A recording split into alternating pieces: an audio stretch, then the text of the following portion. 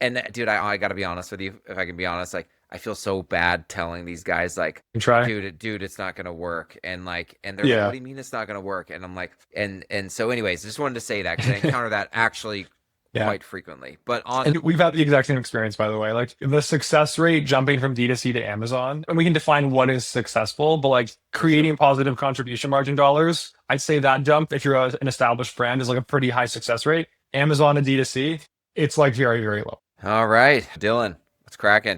Not much. It's a Friday. We normally don't record on Fridays, so it'll be a little bit different. See how the energy is, but I'm looking forward to it. I'm looking forward to chatting about Amazon measurement. It's one of my like of all the topics to chat about, I find like this one is a tough one because it's not as like definitive. It's a little bit like there's differing opinions on things. I think there's a few different ways to go about it, but I'm looking forward to hearing your takes on it and yeah, diving in. Yeah, man, I agree. And the reason I wanted to talk about this is because attribution is always hard. Attribution is always imperfect, but it doesn't mean you shouldn't look at attribution in different ways, whether you're talking about ad channel attribution or you're talking about sales channel attribution. And so I wanted to bring this up so that we could chat through the imperfect ways that are still helpful ways to think about performance of ad spend when you're operating in more than one channel. And in today's world, I mean, don't get me wrong, Free to Grow, we work with a lot of brands that reach very healthy eight figures operating as just a D2C Shopify store. But I would say that well over half of the brands we work with also have a Shopify, or sorry, also have an Amazon store. And furthermore, lots of them have some level of marketplaces or an actual, wholesale channel. And so I think it's really relevant for us to talk through this. So to get started, I want to ask you, like, what is on the agency side of the world, being a growth marketing agency that's dealing like in large part with ad spend that I'll call traditionally or typically people like to allocate to the Shopify or D2C store for a brand.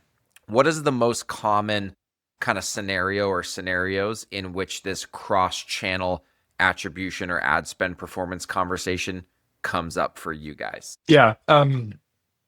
So um we do a much better job these days of asking about Amazon. Early days of Aplo, we'd sometimes just assume clients would tell us when they're launching on Amazon if they're D2C first, and later find out because oftentimes there's some percentage of your prospective customer base who will opt to say, "Hey, I'm going to see. I like this thing. Is it available on Amazon? Because I want to get that like amazing free shipping, speedy shipping, this, that, the other thing." And I think that's super reasonable. Like if I can get a better experience shopping on Amazon, it makes sense. So when you do make that jump, it's imperative that you share that information with the team, be it the broader team, because it can change a lot of things. It can change a lot of questions and queries you may get. It can change how you may have to measure your media. But like the short answer is kind of like you just have to start taking it into account with all of your measurements in a lot of cases because you will see some orders that may have occurred on D2C go over to Amazon. If you go from Amazon to D2C, that's a whole other kind of beast, Oh if you yeah. will. But That might be a different episode. That might yeah, be a yeah, different yeah. episode. So I agree. But the most common ones we see, just because we're most often working with like most of the time it's D2C first brands, but sometimes there's other brands coming into D2C, but most of the time it's D2C first. We most frequently see the D2C jump into Amazon, and I just think you have to start measuring them together. You have to still have siloed KPIs and targets for both. I think it's important, but like when it comes down to like your business goals and contribution margin, you have to start looking at them as like a kind of like a digital unit is how I would best describe it. Yeah. Yeah. So the I was just thinking about a couple of things while you're talking there in terms of like what I see on the fractional CFO side of the house. Um, Man, I gotta be honest with you. Most of the Amazon brands that I encounter in our sales pipeline that are trying to go to D2C, um, I do their CFO audit and they can't. And here's why. It didn't happen on purpose, but because they started as an Amazon brand, a lot of them, not all of them, but a lot of them many years ago when Amazon was like, marketing costs were cheaper, there was less competition, and they got kind of like that first spot on Amazon. They're like the top brand for their product category. And they made a lot of money doing that, but in then entered all this competition. There's factories in China that are selling directly on Amazon. There's other brands in the US selling on Amazon. And they're like, dude, Amazon is becoming a little bit of a fickle channel. Like I crushed it and I made a lot of money, but now it's getting really, really hard. And so they want to expand to D2C. But here's what I find. We run the analysis on the unit economics, and we're like, guys, the unit economics aren't there. And what we oftentimes find is low gross margin dollars per order, right? That worked on Amazon in the good old days, right? When marketing costs were low and basically a lot of their demand was organic. And so they made a lot of money off that, but there's not enough gross margin dollars to cover D2C acquisition costs, D2C CAC. And there doesn't appear, and it's also products that I see this problem with products where like it just they don't there is not going to be repeat purchase. It's just that it's not that product doesn't lend itself to repeat purchase. So, and it's all, dude, I got to be honest with you, if I can be honest, like I feel so bad telling these guys like, And try. dude, it's not going to work. And they're like, what Yeah. do you mean it's not going to work? And I'm like, and so anyways, I just wanted to say that because I encounter that actually Yeah. quite frequently. But And I that's agree. we've had the exact same experience, by the way. Like, um, I like the success rate jumping from D2C to Amazon, and we can define what is successful, but like For sure. creating positive contribution margin dollars, I'd say that jump, if you're an established brand, is like a pretty high success rate. Amazon to D2C, it's like very, very low. Yeah, yeah, And for that sure. could also be sample size, but I think that I totally agree with all that. Okay, so a couple things that you mentioned too that I want to kind of elaborate on. One, I agree, and this is how we do it at Free to Grow in terms of like we do have siloed KPIs, right, for each channel, but you do have to measure everything blended.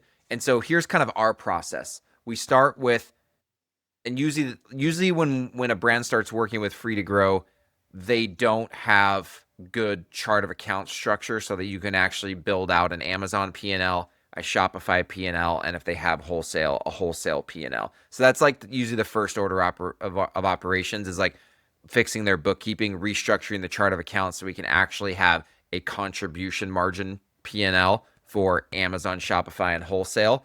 Because from that's the basis of some of the financial KPIs that we use to ultimately assess how much is each channel potentially contributing to the whole company's contribution margin and therefore profitability. So that's step one.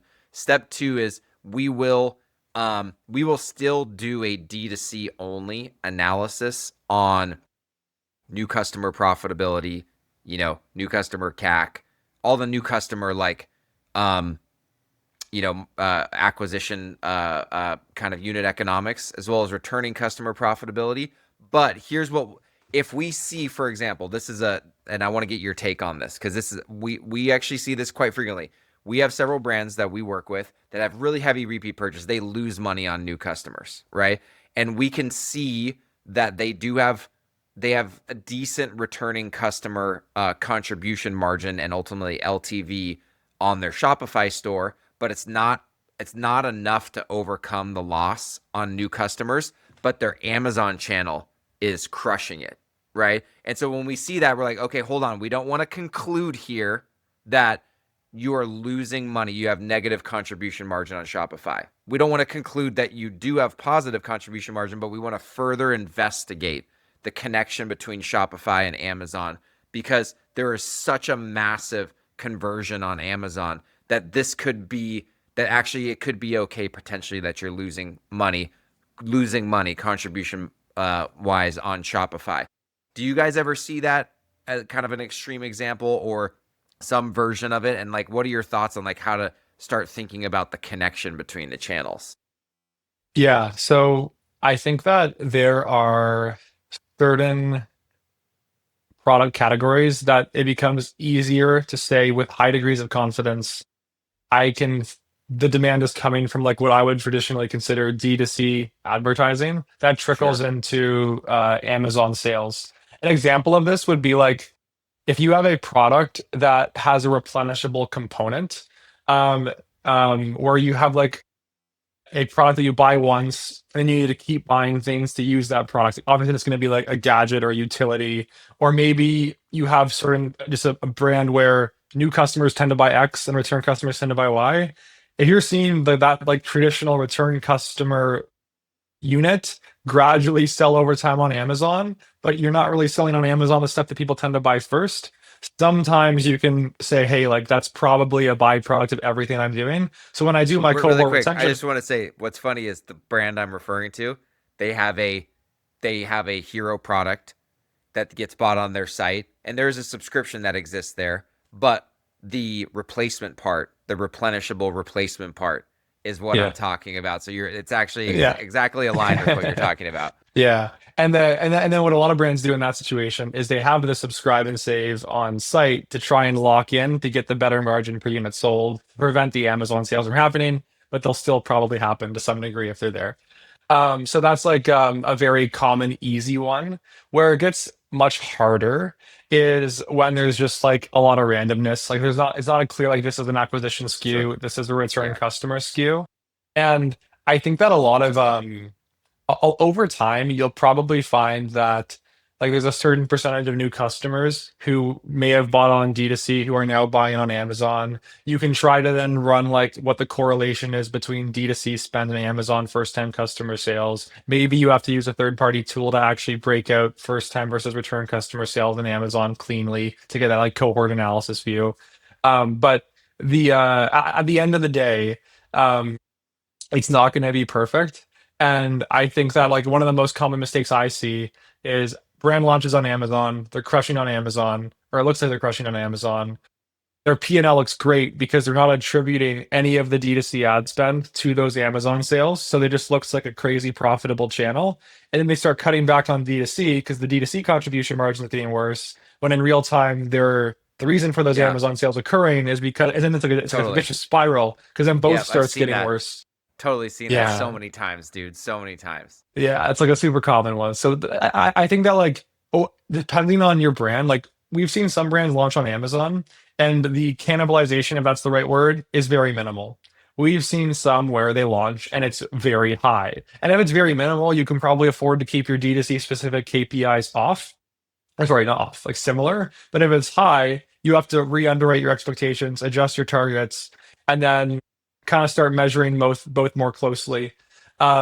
Like if Amazon really is a high percentage of your sales, and you believe the D2C spend is a high correlation piece, like we have some clients where week to week we're literally referencing and talking about D2C and Amazon sales, even though we're not touching the Amazon spend or strategy. We just know that like if we don't reference it, it's like it's not a clear picture of what's going on because of how much this is happening. For some clients who sell on Amazon, Amazon's such a small piece of the pie that we can kind of just stick in the D2C only lane and like and unless it starts to pick up, we don't really have to jump that bridge. So it's kind of case by case. But yeah, I'm curious, like, have you seen any other like major like issues jumping into Amazon or any strategies you like to implement or propose implementing when jumping from D2C Sure. to Amazon? Well, let's start on the measurement side. I We like to look at like what is the full funnel ROAS or MER, whichever one you call it. What's the full funnel ROAS for each sales channel independent and just assuming that the only ad spend attributed to Amazon is Amazon PPC or Amazon display advertising if they do that, right? Um, and attribute all other ad spend to D2C just as a starting point, not to draw definitive conclusions, but you need to look at that and then next to it look at e-commerce as a whole as a single channel. And furthermore, then look at contribution margin dollars through that same lens because you can I'll give you an example. So I have a brand that I was working with. They were spending an insane amount of money on Meta. They were spending like $1.5 million a month on Meta. And they launched Amazon and they were working with the Amazon agency. And the Amazon agency was like, hey, we can spend based on like search volume and, like the tacos target you gave us, we can spend whatever it was. It was like 250K a month on Amazon advertising. And the CEO just had like this weird hunch. He's a formerly a head of growth, so he's like a very savvy, like he understands ad buying. He's like, I don't think we should be spending 250K on Amazon. Like we're spending 1.5 million on Meta, right? And so I'm using this extreme example because I think it explains the connection. And so he started doing tests where he's like, I want to cut Amazon spend for a week, right? And then I want to turn it back on for a week, and like we kept everything the same on the Meta side, and I was measuring each of those weeks, the siloed like contribution margin dollars and MER for each channel, and then the combined. And what we found is as we throttled down Amazon spend, um, contribution margin dollars went up. They didn't go down. And sales came down a little bit, but contribution margin went up. And what that told us is that most of the demand was being generated by Meta. And so we were just kind of double spending, right, on the Amazon side. And so we didn't cut spend to zero, but what we decided is let's just defend our own turf, because through Meta, we're basically generating people who are searching our search terms, right? So let's just defend that turf, but let's not go out and try to, like, get these adjacent search terms that where we're actually trying to generate net new demand. And so that ultimately ended up being much more profitable for them. So what I always suggest as a general starting point for thinking through the strategy is like, how much are you spending on Meta? If you're spending 20K a month on Meta, that may be a different story. There may not be a ton of halo effect, but I've got a brand that's spending 500K a month on Meta, and I'm like, okay, let's be very smart about how we think about Amazon spend. And the way we got them started on Amazon spend is like, let's walk it up slowly and let's measure channel specific contribution margin dollars and then total ecom contribution margin dollars. And we kind of reached this point of Amazon spend where contribution margin dollars started going down. And I was like, it feels like this is around where we need to stop and maybe even pull it back a little bit. That's a very imperfect way of doing it, but it's basically trying to find that point at which you're effectively double spending. You're cannibalizing your spend. So that's probably the most common kind of framework that I help brands think through when they're going from D2C to launch on Amazon. Yeah, 100%. And it's like for like people that were used to D2C advertising, there's probably like some correlation or a similar idea of like Google spend to compare to paid social spend. Like certain search Sure. terms on Google are just like not Totally. very incremental. Whereas you kind of want to just make sure you're doing like focusing your dollars where you're getting incrementally additional sales or whatever. So I think Totally. that makes I think that makes complete sense. Do you have any favorite like merchandising strategies jumping into Amazon? I've seen some unique Yeah. stuff down there. Just curious your take.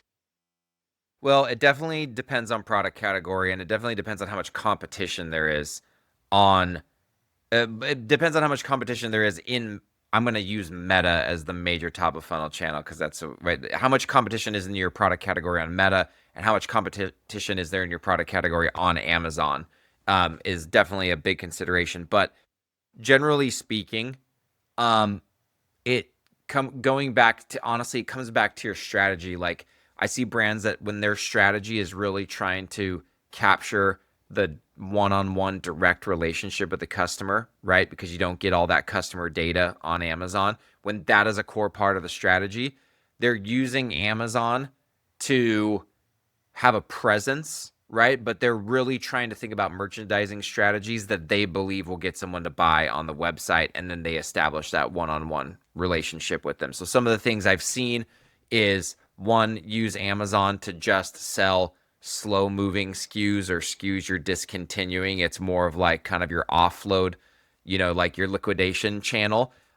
So that can help improve your cash conversion cycle and help you liquidate like overstock inventory positions. But you also have a presence there, so people may find you there, right? See your reviews, and like if you focus like, hey, there's really legit reviews, so it gives you legitimacy. But you're not selling the product they want there, so they buy it on your site. So that's one. And then another one is, regardless of whether the stock is overstocked or not, is just picking some specific SKUs to just offer exclusively on Amazon, or on but basically not offering the whole product catalog on Amazon, so that people do need to go to your site. But now, one big consideration I see brands make is like, if you're a higher price point product like D2C, you got to be like, Amazon is much more price, like the Amazon customer is much more price sensitive. They can compare to other brands right there on site. It's not, you don't have like exclusively their eyes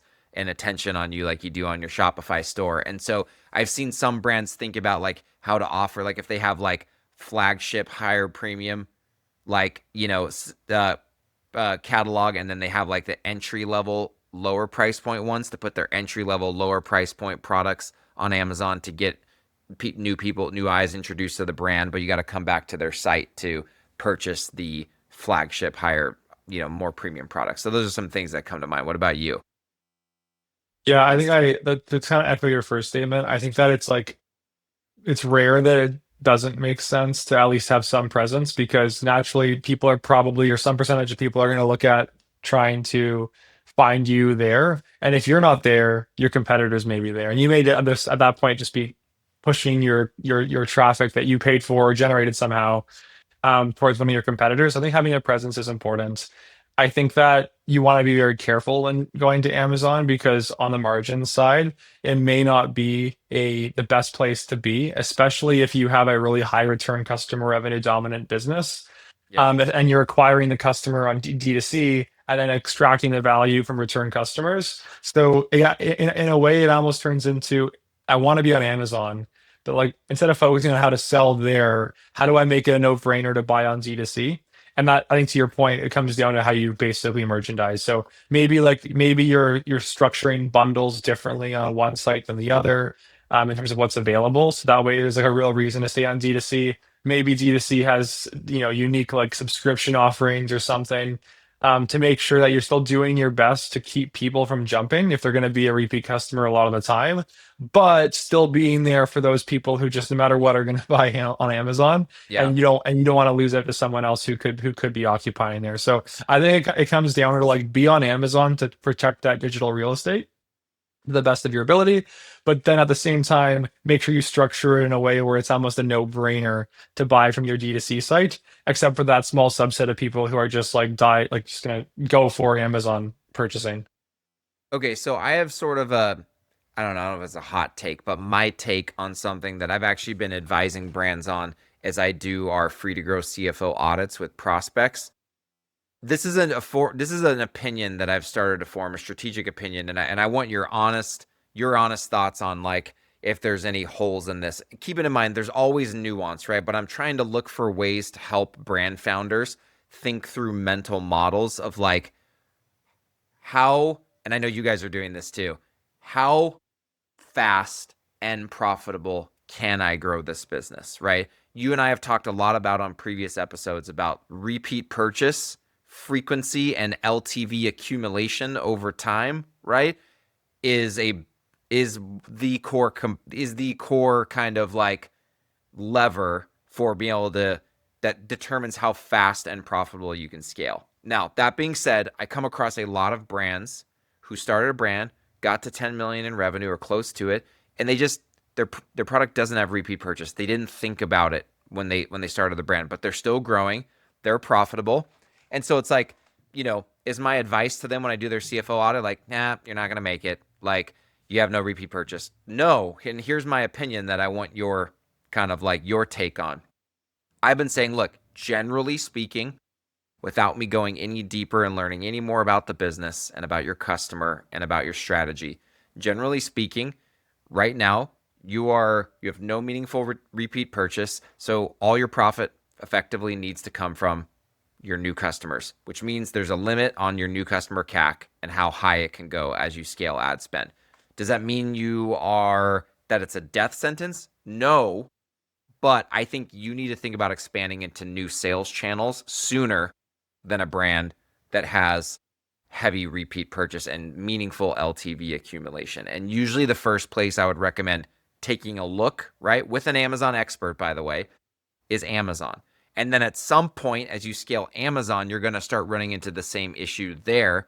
And you probably need to start thinking about wholesale. So what my take is can you grow a brand to tens of millions of dollars profitably without repeat purchase? Yes, you can, but you likely have a limit on how big your D2C shop can be because you're going to have to keep that CAC limited, which means you need to get into Amazon and possibly wholesale sooner.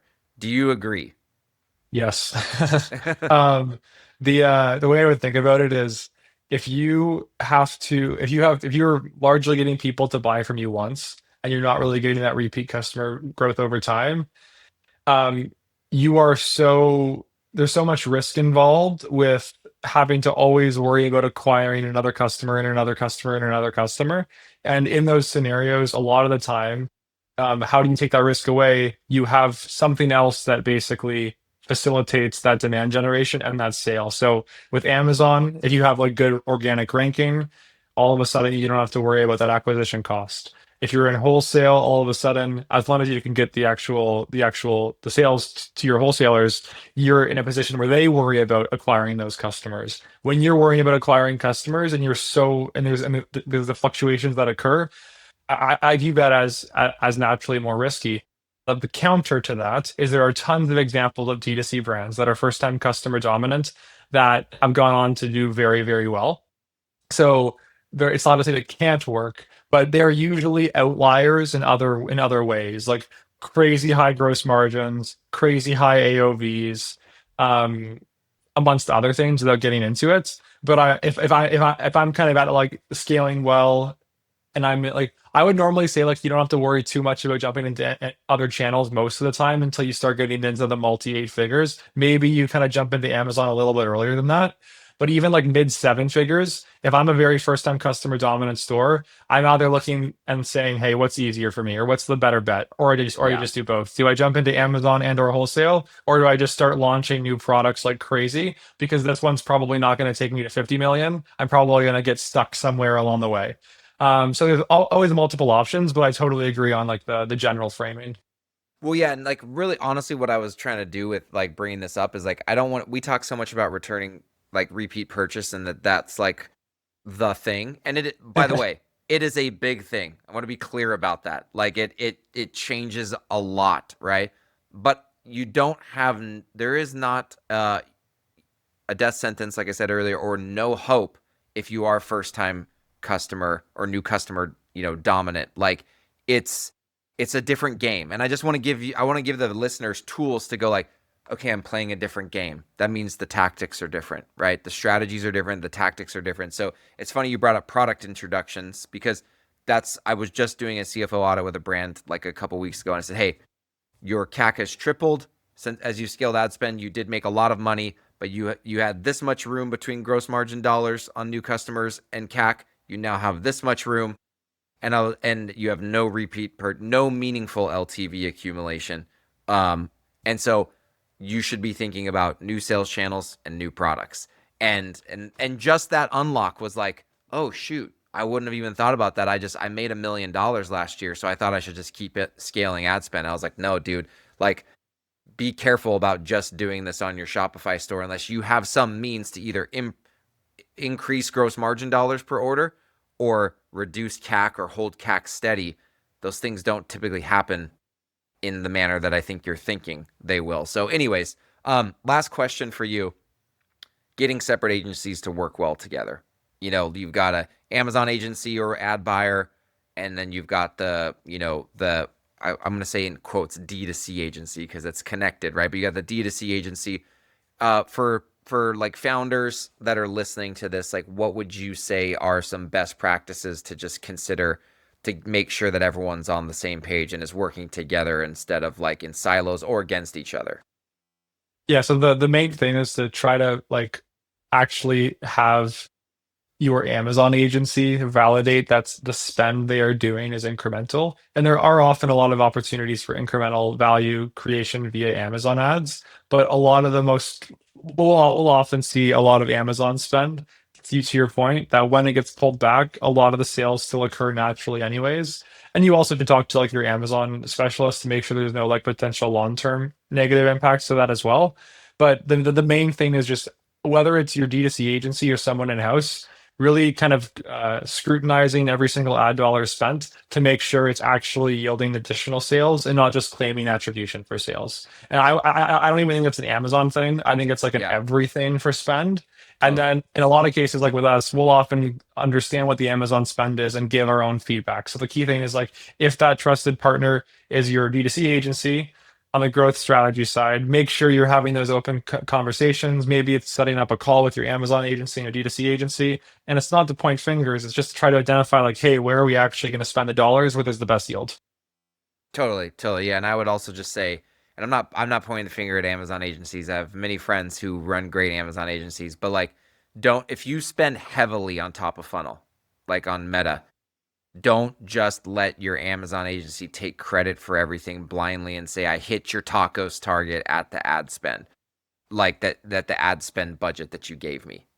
Like Dylan is saying, figure out ways to think critically about if they're actually accretive, if it's actually incremental, or not. And there are multiple ways to test that imperfectly. So, any final thoughts you've got, Dylan, on just multi-channel media measurement? Yeah, I think just to kind of summarize it, I think like what you propose, having like the individual channel KPIs and measurement is crucial. Most brands over time, you have to start looking at things multi-channel, and it gets even more difficult with attribution. A lot of people think D2C attribution is hard. This gets into like a whole other like game of imperfection. But at the end of the day, like it's just like it's like building the muscle or doing the reps of just continuously scrutinizing dollars and trying to find wasted spend and then doubling down on what spend is actually valuable. And I think Amazon is a very common place. Like Amazon and certain parts of Google Ads are often where we find the most wasteful spend. Mm. So Yeah, that's just like a general general best practice. There's obviously the opportunity for wasted spend everywhere, but I think a good conversation to have is whether it's with your agency, internal team, is just like occasionally auditing spend and saying, hey, like, do we want to like second guess any of these metrics and test just turning something off or reducing something for a bit to see if it actually has a negative or a positive impact? And then if you do that kind of continuously every once in a while, that's probably a best practice that will solve a lot of potential issues.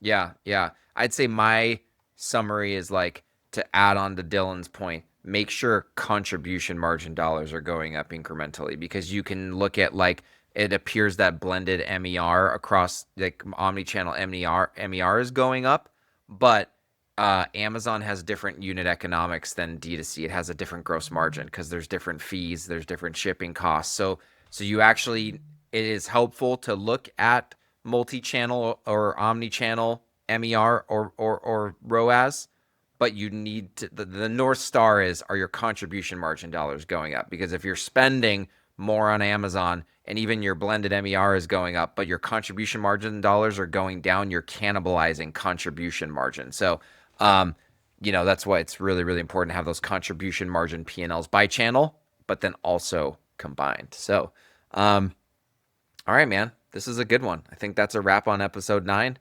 Um, Not bad for a Friday. Um, I agree. Looking forward to episode 10, man. Have a good Let's weekend. go. Yeah, you too. Have a good weekend. Take care.